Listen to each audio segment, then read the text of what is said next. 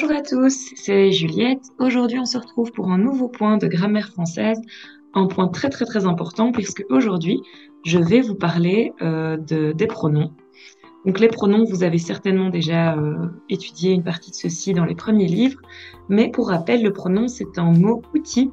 Donc c'est un mot-outil qui est variable et dont le rôle principal, c'est de se substituer, donc de remplacer un élément quelconque. Alors il y a 8 différents types de pronoms, les pronoms interrogatifs, les pronoms réfléchis, les pronoms personnels, il y en a tout ou plein, mais ici aujourd'hui on va se focaliser sur quelques-uns d'entre eux et voir les petites spécificités et les nuances qui existent en français par rapport aux pronoms. Alors, les pronoms, parfois, donc comme je vous ai dit, ça substitue un ou plusieurs éléments dans une phrase, mais parfois on a besoin de remplacer 2 éléments dans une phrase. Par exemple, si je vous demande si vous prêtez souvent votre voiture à Pauline, je vais donc demander « Prêtes-tu ta voiture à Pauline ?» Si je dois par exemple remplacer les éléments ici, on peut donc remplacer ta voiture et on peut donc remplacer Pauline. Ta voiture, on peut la remplacer par la. Pauline, on peut la remplacer par lui. Pronom personnel. Tu la lui prêtes. Alors ici, on voit donc qu'il y a les 2 pronoms qui sont placés avant le verbe. On ne dit pas tu prêtes la lui ou tu la prêtes lui, c'est tu la lui prêtes. Alors peut-être que vous vous demandez pourquoi, comment, dans quel ordre, pourquoi est-ce qu'on ne dit pas tu lui la prêtes? Bien en fait c'est très simple, on va partir ici du principe que donc quand on parle de double pronom, ou alors double pronominalisation, il s'agit donc de la manière d'utiliser 2 pronoms compléments dans une phrase. C'est ce qu'on vient de faire. À l'indicatif, les doubles pronoms, la règle, c'est que donc les doubles pronoms se placent toujours avant le verbe, selon l'ordre du tableau ici. Donc tout d'abord, on va avoir le sujet, c'est évident, je, nous, tu, il, vous, il, elle, suivi du pronom réfléchi s'il y en a un, le COD, ensuite le COI, ensuite le pronom Y ou en s'il est utilisé, suivi du verbe. Donc c'est toujours avant le verbe à l'indicatif. Par exemple, l'exemple que j'avais donné, tu la lui prêtes, tu la lui prêtes. Donc ça respecte l'ordre ici du tableau. Je me le suis demandé, nous lui en avons parlé, il nous y emmène. C'est la logique ici à l'indicatif, les doubles pronoms se placent toujours avant le verbe dans cet ordre. Alors donc je vous donne d'autres exemples. Je me suis demandé s'il avait déjà mangé. S'il avait déjà mangé, on peut contracter ça pour que ça soit plus court. Je me le suis demandé. Le me est donc avant le. C'est donc ici bien respecté selon l'ordre du tableau précédent. Nous avons parlé de nos problèmes au professeur, nous lui en avons parlé.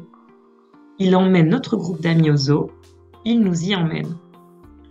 Comme toujours en français, je vous dis attention, il y a des exceptions. Quand on utilise les verbes suivants, à savoir vouloir, pouvoir, devoir, aller ou venir de, suivi d'un infinitif, les doubles pronoms vont se placer après le verbe. Donc retenez bien les verbes que j'ai mis ici en orange, vouloir, pouvoir, devoir, aller, venir de. Car ici, par exemple, je vous mets quelques exemples. Je vais, donc du verbe aller, le lui expliquer. Ce n'est pas je le lui vais expliquer, c'est je vais le lui expliquer. Nous allons lui en parler. Nous venons de le lui dire, venir de. Pas venir, venir de. Donc c'est très important de retenir ces expressions. À nouveau, notez-les sur le coin de votre cahier, gardez-les bien en tête, car c'est important, si vous le dites dans l'autre sens, ça n'aura aucun sens. À l'impératif, des petites subtilités, des petites nuances, car on va mettre le verbe en premier, suivi du COD et du COI. D'abord le complément d'objet direct, et puis le complément d'objet indirect. Par exemple, donne-les-lui. Pas donne-lui-les, donne-les-lui. COD, COI. D'abord, quoi, et puis à qui. Rappelez-vous, donc les compléments d'objet direct et compléments d'objet indirect, on se pose la question quoi et à qui ou à quoi. Donne-les, donc donne quoi, à qui, donne-les lui. Par exemple, donne tes vieux vêtements à ta petite sœur. Donne quoi, tes vieux vêtements. Donc par exemple, donne-les à ta petite sœur. Donne tes vieux vêtements à qui, ta petite sœur. Lui, donne-les lui. Passe le plat de salade à mes sœurs et à moi. Passe-le nous. Passe le plat de salade à qui? À nous. Passe-le nous. verbe, COD, COI. Ensuite, à l'impératif, il faut également faire une petite distinction avec l'impératif positif. Donc lorsque l'on formule une phrase de manière positive, les pronoms personnels qui précèdent le verbe sont déplacés à la droite de celui-ci, comme je l'ai dit, lorsque le sujet s'efface. On relie ces pronoms au verbe par un petit trait d'union. Finis-le, offrons-leur. C'est très simple. Quand il y a deux pronoms, comme ceux que l'on voit ici, on les relie au verbe par deux traits d'union, comme on a vu sur le slide précédent. Donc l'ordre qu'il faut respecter, c'est le suivant. Les pronoms le, la et l'apostrophe et les doivent toujours être les plus près du verbe. Le pronom y ou le pronom en sont au contraire toujours les plus éloignés du verbe. Promets-la-nous. Cette chose, promets-la-nous. Redonnez-les-moi. Remettons-les-leur. Vends-nous-en. Donc c'est l'ordre qu'il faut respecter. Gardez bien ça en tête. À l'impératif négatif, les pronoms compléments restent à leur place lorsque le sujet s'efface. L'ordre des mots est donc inchangé. On ne change pas l'ordre des mots. Par exemple, si je dis « tu ne les lui rends pas » à l'indicatif, à l'impératif, ça deviendra « ne les lui rends pas ». Nous ne la regardons pas, ne la regardons pas. Vous n'en parlez pas à votre mère, n'en parlez pas à votre mère. Très simple. Il y a évidemment, encore une fois, des exceptions. À l'impératif, on va parfois utiliser ce qu'on appelle le S euphonique. Le S euphonique, il est là pour rendre le phrasé plus joli, pour que ça soit plus lisse à la prononciation et pour que ça soit moins saccadé et coupé lorsque l'on parle.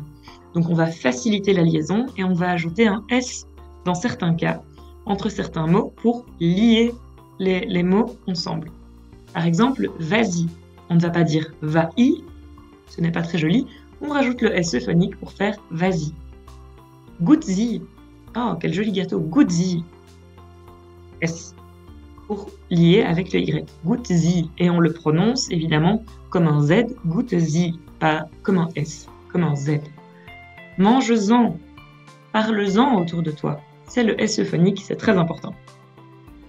Alors, on peut également utiliser les pronoms pour faire ce qu'on appelle de la mise en relief, de la mise en évidence.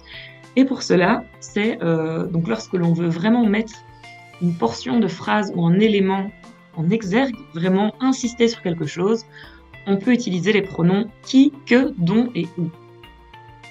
Pour insister donc, comme je dis, sur un groupe de mots, on peut utiliser les présentatifs c'est et ce sont, accompagnés des pronoms relatifs qui, que, dont et où, pour pouvoir vraiment insister sur quelque chose que l'on veut mettre en avant.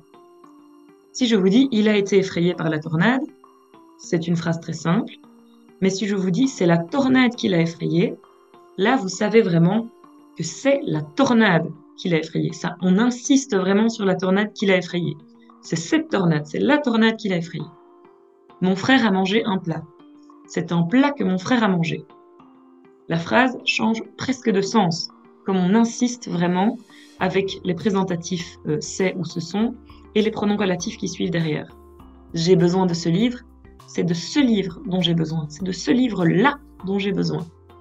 L'accident s'est produit là, c'est là où l'accident s'est produit.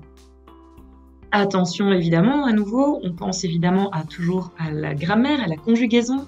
Il faut toujours accorder correctement le verbe lorsque le sujet est un pronom de la première ou de la deuxième personne, du singulier ou du pluriel. Toujours en pensant évidemment au sujet. Si je dis « tu as commandé une pizza », si je change ici avec le présentatif « c'est » et un pronom relatif derrière, c'est toi qui as commandé une pizza, il faut que le verbe « avoir » ici s'accorde avec le « toi ». C'est toi qui as commandé une pizza. C'est moi qui ai commandé une pizza. C'est nous qui avons commandé une pizza. Deuxième exemple, voilà, nous avons écrit une lettre. C'est nous qui avons écrit une lettre. On ne va pas dire c'est nous qui a écrit une lettre. Je ne vais pas dire c'est toi qui as sans S commandé une pizza. Il faut vraiment l'accorder. C'est toujours une question de grammaire et c'est surtout à l'oral parfois une question de prononciation et de sens. Ça va donner tout le sens à votre phrase pour insister et mettre en exergue le message que vous voulez faire passer. Ensuite, on va passer au pronom « on ». Le pronom « on », il sert à beaucoup de choses en français. C'est parfois très compliqué et complexe à saisir les différents sens du pronom « on ». Mais vous allez voir, c'est très simple, une fois qu'on comprend bien avec des exemples. Le pronom on, il existe sous deux formes distinctes principales, donc le pronom indéfini et le pronom personnel. Alors, si je vous dis « je crois qu'on nous observe », on vote tous les 4 ans en Belgique ou on a toujours besoin de sa maman dans la vie. Si je vous demande de remplacer le on dans ces phrases-là, qui pourrait être ce on? Ça pourrait être quelqu'un ou tout le monde. Ce n'est pas spécialement spécifique, c'est très vaste, c'est très abstrait comme notion ce on. C'est donc le pronom indéfini. Il peut donc être remplacé, comme je le disais, par quelqu'un ou par tout le monde. Je crois que quelqu'un nous observe, ou je crois que tout le monde nous observe. On vote tous les 4 ans en Belgique, tout le monde vote tous les 4 ans en Belgique. On a toujours besoin de sa maman dans la vie, tout le monde a besoin de sa maman dans la vie. C'est abstrait, très générique, très vaste, c'est un pronom indéfini. Alors, lorsqu'on utilise ce pronom, l'accord des compléments se fait toujours au masculin singulier. Donc on ne va pas accorder quoi que ce soit lorsque on utilise on comme pronom indéfini. Si je dis on a toujours besoin de sa maman, on a, voilà.